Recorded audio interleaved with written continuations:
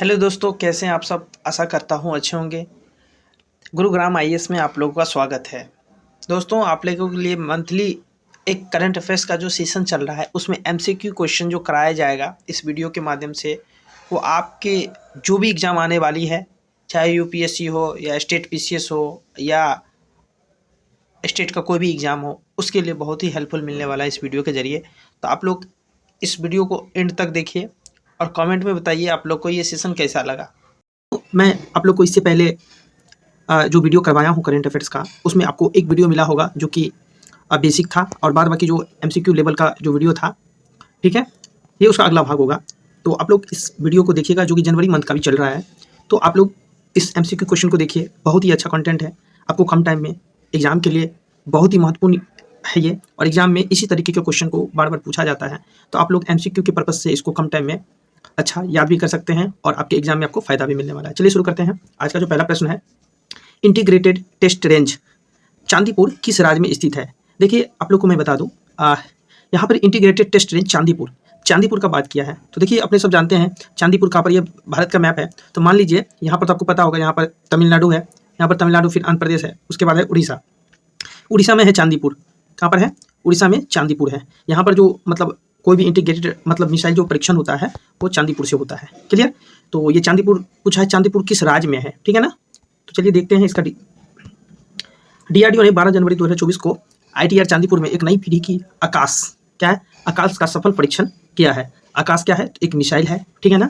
तो ये चांदीपुर के बारे में पूछा था, जो कहाँ पर स्थित है। तो ये जैसे चांदीपुर जहाँ पर है ना, वहीं पर अब्दुल कलाम द्वीप है, हमको लगता है। वैसे मैप में आप देख सकते हैं अब्दुल कलाम द्वीप वहीं पर है। ये पड़ जाएगा कहाँ पर? उड़ीसा के अंदर। चलिए अगला क्वेश्चन देखते हैं। जो सत्र के दौरान अंतरिम बजट कौन पेश करेगा, ठीक है। अंतरिम बजट कौन पेश करेगा? क्लियर? देखिए ऑप्शन में है भारत का राष्ट्रपति द्रौपदी मुर्मू, प्रधानमंत्री नरेंद्र मोदी, वित्त मंत्री निर्मला सीतारमण और लोकसभा अध्यक्ष ओम बिरला। देखिए हम बात करेंगे अंतरिम बजट का। देखिए ये बजट फरवरी मंथ में जो पेश किया जाता है, आपको पता होगा वित्त मंत्री जो होता है, वित्त मंत्री के द्वारा ही बजट पेश किया जाता है, ठीक है। तो इसका जो ऑप्शन हो जाएगा वो हो जाएगा वित्त मंत्री, जो कि वर्तमान में निर्मला सीतारमण है। और वित्त मंत्री निर्मला सीतारमण 1 फरवरी को अंतरिम बजट पेश करने वाली है। और आप लोग को ये मैं बता दूं, देखिए बजट का जब हम चर्चा करते हैं तो बजट जो है 112 अनुच्छेद में है। किस अनुच्छेद में है? 112 में। बजट कितने अनुच्छेद में है? तो 112 में। हम बात करेंगे धन विधेयक का। धन विधेयक है 1 से 10 अनुच्छेद में। क्लियर? और यदि पूछेगा राज्य का, तो आप लोग को मैं बता दूं राज्य का 202 अनुच्छेद में राज्य के बजट को चर्चा किया गया है। और केंद्र का पूछेगा तो 112 में। धन विधेयक के बारे में बात किया जाएगा तो 110 में। और कहेगा जो वित्त विधेयक, ठीक है। देखिए बजट यहाँ पर है, बजट सबसे पहले तो बजट का चर्चा नहीं है। यदि कहा गया संविधान में बजट का चर्चा नहीं है, क्लियर, लेकिन बजट जो पेश किया जाता है वो 112 अनुच्छेद के द्वारा। और वित्त जो है, वित्त आयोग, ये अनुच्छेद 280 में है। चलिए इतना चीज़ आप जरूर याद कर लीजिएगा। तो इसका आंसर क्या हो जाएगा? वित्त मंत्री निर्मला सीतारमण। चलिए अगला क्वेश्चन, राष्ट्रीय युवा दिवस प्रतिवर्ष क्यों मनाया जाता है। देखिए राष्ट्रीय युवा दिवस के बारे में मैं आपको बता दूं, अब 12 जनवरी, ठीक है, 12 जनवरी को राष्ट्रीय युवा दिवस मनाया जाता है। आप लोग को ये भी जानकारी होगी, जो राष्ट्रीय युवा दिवस जो मनाया जाता है वो मनाया जाता है किन के याद में? ऑप्शन में है प्रधानमंत्री नरेंद्र मोदी के सम्मान में, स्वामी विवेकानंद के जन्म दिवस के अवसर पर, स्वामी दयानंद सरस्वती के जन्म दिवस पर, भगत सिंह के जन्म दिवस पर। तो इसका जो हो जाएगा आंसर वो हो जाएगा स्वामी विवेकानंद के जन्म दिवस पर। चलिए जानते हैं अब इसका डिटेल्स। राष्ट्रीय युवा दिवस प्रत्येक वर्ष 12 जनवरी को स्वामी विवेकानंद के जन्म दिवस पर में मनाया जाता है, जो कि पश्चिमी दुनिया में वेदांत और योग के भारतीय दर्शन के प्रमुख व्यक्ति थे। आपको पता होगा 1893 ईस्वी में जब वो गए थे शिकागो में, मतलब सम्मेलन में, मतलब भाग लिए थे धर्म सम्मेलन में। तो वहाँ पर वो जो स्पीच दिए थे वो वहीं से वो पूरे देश को संदेश मिला, ठीक है। और उन्हीं की याद में हम लोग इनको एक युवा, मतलब इस तरीके के इनके अंदर एक ऊर्जा था, जो इस ऊर्जा को दिख करके कोई भी व्यक्ति वो अपने सफलता के लिए मेहनत कर सकता है। उनसे उनके कहे गए शब्दों को अपने जीवन में लागू करके बहुत आगे बढ़ सकता है। क्लियर? और इन्हीं का कहना था, स्वामी विवेकानंद का ही कहना था। मैं आपको बता दूं, स्वामी विवेकानंद का कहना था, यदि कोई एक पुरुष साक्षर होता है तो केवल वो साक्षर होता है, केवल वो खुद साक्षर होता है। लेकिन यदि एक महिला साक्षर होता है तो पूरा परिवार साक्षर होता है। क्लियर? किनका कहना था? तो स्वामी विवेकानंद का, याद रखिएगा। तो राष्ट्रीय युवा दिवस कब? राष्ट्रीय युवा दिवस कब? तो 12 जनवरी। किनके याद में? स्वामी विवेकानंद के जन्म दिवस के अवसर पर। चलिए अगला क्वेश्चन, किस आतंकवादी समूह ने सोमालिया में संयुक्त राष्ट्र पर कब्जा कर लिया? ठीक है, देखिए जनवरी 2024 में किस आतंकवादी समूह ने सोमालिया में संयुक्त राष्ट्र पर कब्जा कर लिया? क्लियर? तो देखिए ये क्वेश्चन बहुत ही इंपॉर्टेंट है, इंटरनेशनल लेवल रिलेशन से इस क्वेश्चन को पूछा जा सकता है।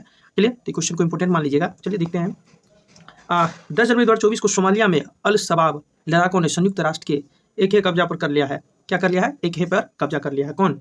तो अल शबाब एक आतंकी संगठन है। क्या है? आतंकी संगठन है। क्लियर? तो याद रखना आपको सोमालिया में यदि आपको बात किया जाएगा जो सोमालिया में एक आतंकी मतलब संगठन कौन कब्जा कर लिया, तो वो होगा अल शबाब। चलिए अगला क्वेश्चन है, विश्व हिंदी दिवस हर साल 10 जनवरी को क्यों मनाया जाता है? देखिए हिंदी दिवस क्यों मनाया जाता है, तो आप इसमें थोड़ा कॉमन सेंस आप लगा करके इस क्वेश्चन का जवाब दे सकते हैं।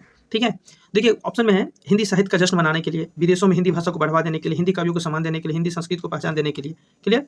तो चलिए देखिए हुआ क्या है, तो हिंदी दिवस मनाने का लक्ष्य है जो विदेशों में हिंदी भाषा को बढ़ावा देने के लिए। क्लियर? क्योंकि देखिए अपने सबका जो मतलब पूरे भारत के अंदर जो है हिंदी भाषा, ठीक है, हिंदी भाषा का यूज ज़्यादातर लोग करते हैं। क्लियर? जो कि साउथ में तो हिंदी नहीं यूज होता है, साउथ में अलग अलग जो यूज होता है वो अलग होता है, लेकिन हमारे भारत में कहा जाता है जो सबसे ज़्यादा बांग्ला भाषा यूज होता है। गूगल पे आप सर्च कर सकते हैं। ठीक है, और हिंदी भाषा जनरली यूज होता है उत्तर भारत के राज्यों में। ठीक है, उत्तर भारत का राज्य समझ गए, जैसे उत्तर भारत में हो जाएगा हरियाणा, हो जाएगा दिल्ली, हो जाएगा इधर हो जाएगा उत्तर प्रदेश, फिर उत्तर पूर्वी में मतलब इधर बिहार भी आ जाएगा, फिर इधर जो भी राजस्थान है ये सब। तो देखिए हिंदी विदेशों में हिंदी भाषा को बढ़ावा देने के लिए विश्व हिंदी दिवस 10 जनवरी, कितने जनवरी? 10 जनवरी को मनाया जाता है। विश्व स्तर पर हिंदी भाषा के उपयोग को बढ़ावा देने के लिए लक्ष्य के साथ यह मनाया जाता है। क्लियर? तो क्यों मनाया जाता है हिंदी दिवस? तो हिंदी दिवस विदेशों में हिंदी भाषा को बढ़ावा देने के लिए। चलिए अगला प्रश्न देखते हैं भाई। वाइब्रेंट गुजरात ग्लोबल समिट 2024 मुख्य अतिथि के रूप में किसने भाग लिया था? किसने भाग लिया था? तो देखिए ये क्वेश्चन आपको मतलब आप यदि न्यूज़ देखते हैं, क्लियर, तो आपको ये क्वेश्चन सुनने में आया होगा। वाइब्रेंट गुजरात जो कि इकोनॉमिक्स से मतलब संबंधित है, अर्थव्यवस्था से ही संबंधित है, उसमें बहुत सारे हमारे भारत के उद्योगपति भी मौजूद थे, जो कि न्यूज़ पे आप देखे होंगे, उसमें मुकेश अंबानी भी मतलब स्पीच दिए, 20 से 25 मिनट का स्पीच दिए थे। और ये क्वेश्चन जो पूछा है वाइब्रेंट गुजरात, ये वाइब्रेंट गुजरात का कौन सा सेशन था? ये 10वां था। क्लियर? ये याद रखिएगा। हुआ कहाँ पर? गुजरात में। मुख्य अतिथि कौन था? ये प्रश्न है। क्लियर? देखिए नेपाल के राष्ट्रपति, संयुक्त राज्य के राष्ट्रपति, इजराइल के प्रधानमंत्री, संयुक्त अरब अमीरात के राष्ट्रपति। इसका आंसर हो जाएगा संयुक्त अरब अमीरात। संयुक्त अरब अमीरात के जो राष्ट्रपति थे, अबू धाबी के शासक, उसका नाम क्या था? शेख मोहम्मद बिन नहयान ने मुख्य अतिथि के रूप में भाग लिया, जो भारत और संयुक्त अरब अमीरात बीच गहरे संबंधों का प्रतीक है। तो क्या हो जाएगा? संयुक्त अरब अमीरात। तो मुख्य अतिथि था, पूछा था भाई इसमें देश, तो देखिए देश पूछा था तो हम मारेंगे, मतलब क्वेश्चन को टिक करेंगे संयुक्त अरब अमीरात। लेकिन यदि उसका नाम पूछ दे जो किसने भाग लिया, तो नाम थोड़ा लंबा है, लेकिन इस नाम को आप बार बार याद करेंगे तो आपको याद हो जाएगा। 2-4 बार यदि आप रिकॉल करते हैं तो उसका नाम है शेख मोहम्मद बिन नहयान। ठीक है, चलिए अगला प्रश्न देखते हैं। अगला प्रश्न है बहुत ही अच्छा प्रश्न है, जो नासा के आर्टेमिस कार्यक्रम का प्राथमिक लक्ष्य क्या था? देखिए नासा के बारे में आप लोग जानते होंगे, ठीक है, ज़्यादा बताने की जरूरत नहीं है। नासा अंतरिक्ष संगठन है जो कि कहाँ का, किसका है? अमेरिका का। क्लियर? तो देखिए कह रहा है कि नासा का आर्टेमिस कार्यक्रम का प्राथमिक लक्ष्य क्या था? क्लियर? तो प्राथमिक लक्ष्य क्या था देखते हैं। देखिए इंसानों को चांद पर भेजना। क्या है? आर्टेमिस कार्यक्रम का प्राथमिक लक्ष्य क्या है? इंसानों को चांद पर भेजना। आपको पता होगा सबसे पहले चांद पर मतलब जो कदम रखा था, आप लोग कमेंट में जवाब दीजिए, जो चांद पर कदम पहली बार किसने रखा था? क्लियर? और चंद्रयान 3 जो भारत का था वो क्या देश बना जो चंद्रमा पर लैंड किया है सफलतापूर्वक। ठीक है, तो ये आप कमेंट में जवाब दीजिए। नासा ने आर्टेमिस कार्यक्रम की अपनी योजना को स्थगित कर दिया है, जिसका मनुष्यों को चांद पर भेजना था, वो फिलहाल स्थगित कर दिया है, लेकिन उसका मतलब जो लक्ष्य था वो था चांद पर मानवों को भेजना। क्लियर? चलिए अगला क्वेश्चन है, जो vibrant Gujarat global trade show के उद्घाटन में किन 2 देशों के राष्ट्रपति मतलब भाग लिए? क्लियर? वाइब्रेंट गुजरात अभी क्वेश्चन आया था जो कि गुजरात में हुआ था, तो किन 2 देशों के राष्ट्रपति भाग लिए? ठीक है, तो आपको पता होगा, देखिए मोजाम्बिक और तिमोर लेस्ते। प्रधानमंत्री नरेंद्र मोदी ने 9 जनवरी 2024 को गांधीनगर में वाइब्रेंट गुजरात उद्घाटन किया है। क्लियर? तो इस कार्यक्रम में मोजाम्बिक के राष्ट्रपति फिलिप न्यूसी, तिमोर लेस्ते के राष्ट्रपति रामोस होर्टा और गुजरात के मुख्यमंत्री भूपेंद्र पटेल ने भाग लिया था। तो इसका क्या हो जाएगा? मोजाम्बिक और Timor Leste. Vibrant Gujarat global trade show में, किसमें? ट्रेड शो चर्चा कर रहा है।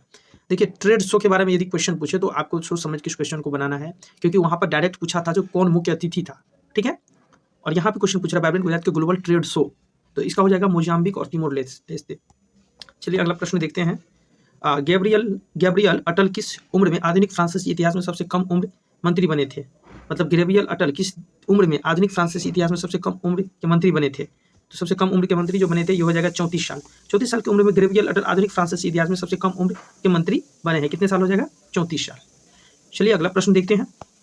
अगला प्रश्न है, लगातार 4थी बार बांग्लादेश के प्रधानमंत्री के रूप में किसे चुना गया है? देखिए आप लोग को पता होगा बांग्लादेश के प्रधानमंत्री इससे पहले भी रहे हैं, आप लोग पढ़े होंगे, यदि न्यूज़ में जरूर याद होगा। तो देखिए ऑप्शन में है मोहम्मद शहाबुद्दीन, शेख हसीना, नवाब शरीफ, मोहम्मद यासीफ। तो आपको पता होगा नवाब शरीफ तो पाकिस्तान के प्रधानमंत्री थे पहले, ठीक है, अभी तो फिलहाल नहीं है, अभी तो हाल ही में चुनाव हुआ है, अभी किसी का गवर्नमेंट नहीं बना है पाकिस्तान के अंदर। अब देखिए किनको मिलता है, ठीक है, वहाँ पर इमरान खान का पार्टी है, नवाज शरीफ का है, क्लियर। तो किसी को बहुमत नहीं मिला है पाकिस्तान के अंदर, यदि जिसको बहुमत मिलता है तो उन्हीं का गवर्नमेंट बनता है, चाहे वो गठबंधन करके हो या डायरेक्टली उसको प्रॉपर बहुमत मिले, क्लियर। देखिए इसका जो मतलब आंसर होगा बांग्लादेश के प्रधानमंत्री के रूप में, तो ये हो जाएगा मतलब ये हो जाएगा शेख हसीना। कौन हो जाएगा? शेख हसीना। क्योंकि जब भारत, देखिए ये याद हमको इसीलिए है क्योंकि मतलब कोई भी चीज़ यदि आप याद करते हैं तो उसको रिलेट करके आप याद कर सकते हैं। क्योंकि भारत के जब राष्ट्रपति है प्रणब मुखर्जी, उनकी मतलब वाइफ का जो मतलब देहांत हो गया था, तो उस टाइम मतलब आई थी ये उनके मतलब शोक संदेश में व्यक्त करने के लिए।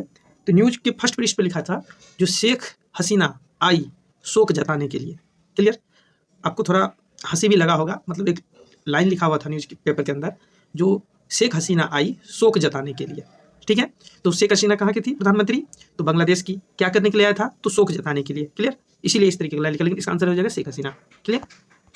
तो देखिए अब हम अवामी लीग की अध्यक्षता शेख हसीना लगातार चौथी बार बांग्लादेश के प्रधानमंत्री शपथ लेने के लिए तैयार है। अवामी लीग कौन? अवामी लीग की अध्यक्ष, अवामी लीग, ये याद रखिएगा, अवामी लीग का अध्यक्ष, क्लियर। अगला प्रश्न देखते हैं अब, KGDWN 98/2 ब्लॉक कहाँ स्थित है? जो ONGC जनवरी 2024 में परियोजना तेल उत्पादन शुरू करता है, क्लियर। तो ये तेल उत्पादन शुरू करता है ONGC के द्वारा, ये कहाँ हो जाएगा? बंगाल की खाड़ी में। बंगाल की खाड़ी कहाँ है? तो देखिए इस पर देख सकते हैं आप, देखिए ये हो जाएगा श्रीलंका, क्लियर। ये हो जाएगा अरब सागर, ठीक है, ये अरब सागर हुआ, ठीक है। और ये हो जाएगा आपको बंगाल की खाड़ी। क्या हो जाएगा? ये बंगाल की खाड़ी, ठीक है। यहाँ पर अंडमान निकोबार हो गया। तो बंगाल की खाड़ी जो है oil and natural gas corporation ONGC ने बंगाल की खाड़ी में, ठीक है, कृष्णा गोदावरी बेसिन, क्या है? कृष्णा गोदावरी बेसिन में अपनी क्लस्टर 2 परियोजना तेल उत्पादन शुरू किया है। कहाँ पर? तो हो जाएगा बंगाल की खाड़ी में। आंसर क्या हो जाएगा? बंगाल की खाड़ी। देखिए यदि कंटेंट आप लोग को अच्छा लगता है तो प्लीज़ आप लोग कमेंट में ज़रूर बताएं जो कैसा लग रहा है, क्वेश्चन कैसा है आप लोग को, मतलब क्वेश्चन पढ़ने के बाद कैसा लगता है, जो क्वेश्चन आने की संभावना है या नहीं। तो मुझे तो पूरी उम्मीद है जो इस टाइप का प्रश्न बार बार एग्जाम में आता है और बार बार पूछा जाता है, ठीक है। आप लोग कमेंट कीजिए ताकि हम और अच्छा से वीडियो बना सके। चलिए अगला प्रश्न देखते हैं। वरुण तोमर ने ओलंपिक कोटा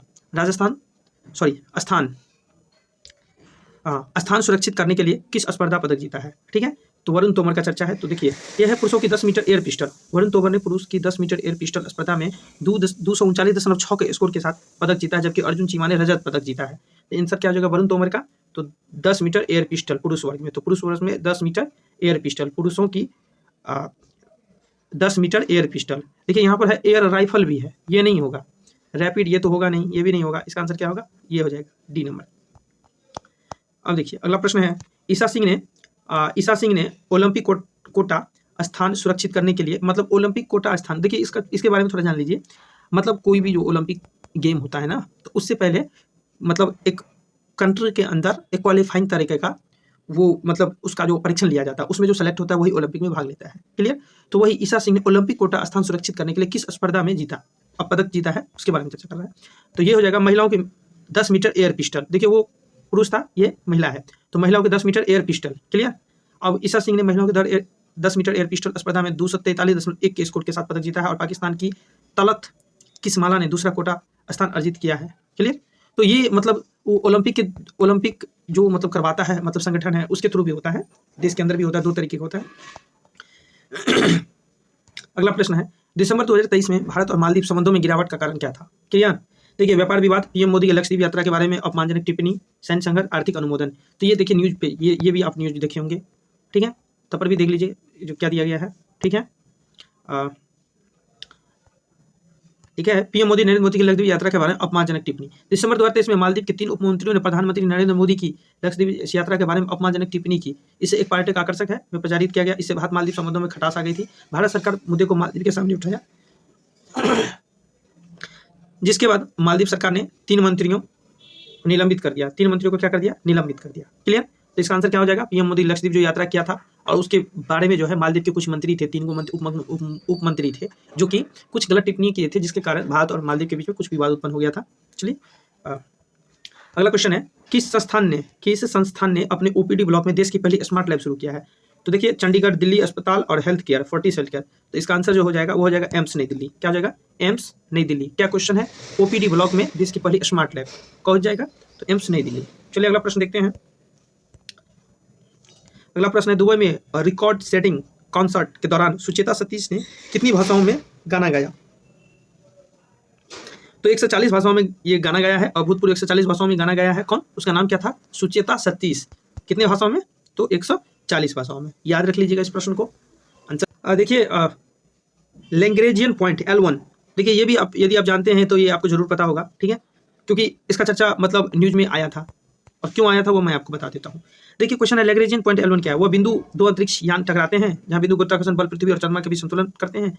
वो बिंदु जहाँ गुरुत्वाकर्षण पृथ्वी और सूर्य के बीच संतुलन पहुंचाते हैं। अंतरिक्ष में एक बिंदु जहाँ कोई गुरुत्वाकर्षण बल नहीं है। देखिए वहाँ पर जो होगा मतलब एक बिंदु जहाँ गुरुत्वाकर्षण बल पृथ्वी और सूर्य के बीच संतुलन तक पहुंचाते हैं। मतलब देखिए ये पृथ्वी है, ये सूर्य है, तो एक ऐसा पॉइंट है जहाँ पर मतलब दोनों बराबर होगा, ठीक है। सफलतापूर्वक आदित्य L1 उपग्रह को लैंग्रेजियन बिंदु के आसपास अपनी अंतिम कक्षा में स्थापित किया गया है। लैंग्रेजियन पॉइंट वो जगह है जहाँ पर पृथ्वी और सूर्य के बीच गुरुत्वाकर्षण बल संतुलन प्राप्त करते हैं, जिससे ग्रहण की बाधा के बिना सूर्य का अवलोकन संभव हो पाता है। क्लियर? तो कौन सा इसका आंसर हो जाएगा? जो पृथ्वी और सूर्य के बीच संतुलन स्थापित करता है, ठीक है। चलिए अगला प्रश्न है जो सोमालिया के तट के आसपास अपहत मालवाहक जहाज को बचाने के लिए किस विशिष्ट कमांडो इकाई ने ऑपरेशन चलाया था? उसका नाम होता है मार्कोस। देखिए मार्कोस क्या है? मार्कोस। देखिए डिफेंस एकेडमी होता है जो कि बटालियन जैसे होता है, मतलब सेना के अंदर, तो ये उसका नाम था मार्कोस। ये चलाया था सोमालिया के तट पर। क्लियर? चलिए अगला प्रश्न देखते हैं। अगला प्रश्न है एक मिनट। अगला प्रश्न है जो 2024 में T20 पुरुष क्रिकेट विश्व कप टेस्ट वेस्ट इंडीज और संयुक्त राज्य अमेरिका में कब आयोजित किया जाएगा? ठीक है, तो देखिए 2024 में T20 पुरुष क्रिकेट विश्व कप जो है वेस्ट इंडीज और संयुक्त राज्य अमेरिका में कब आयोजन किया जाएगा? तो ये किया जाएगा कब? तो ये देखिए 1 जून से लेकर के 29 जून तक अंतर्राष्ट्रीय क्रिकेट परिषद ICC ने 2024 T20 पुरुष क्रिकेट विश्व कप के लिए समूहों की घोषणा कर दी है। यह टूर्नामेंट 1 जून से 29 जून तक वेस्ट इंडीज और संयुक्त राज्य अमेरिका में आयोजित किया जाएगा। क्लियर? चलिए अगला प्रश्न देखते हैं। अगला प्रश्न है जो जनवरी 2024 में बिम्स्टेक के महासचिव पद किसने ग्रहण किया है? तो मणिशंकर अय्यर, चंद्रमणि पांडे, लालमणि त्रिपाठी, मुकेश यादव। ठीक है, बिम्स्टेक का चर्चा किया तो इंद्रमणि पांडे हो जाएगा इसका आंसर। भारत के वरिष्ठ राजनयिक राजदूत इंद्रमणि पांडे 4 जनवरी 2024 को ढाका में बहुक्षेत्रीय तकनीकी आर्थिक सहयोग के लिए बंगाल की खाड़ी पहल बिम्स्टेक के महासचिव पद ग्रहण किया है। तो कौन हो जाएगा? इंद्रमणि पांडे। ये क्वेश्चन बहुत ही अच्छा है, इस क्वेश्चन को आप लोग अच्छे से याद कर लेंगे। बिम्स्टेक के महासचिव कौन बने हैं? इंद्रमणि पांडे। इंद्रमणि पांडे कौन बने हैं? तो बिम्स्टेक के महासचिव। चलिए अगला प्रश्न देखते हैं।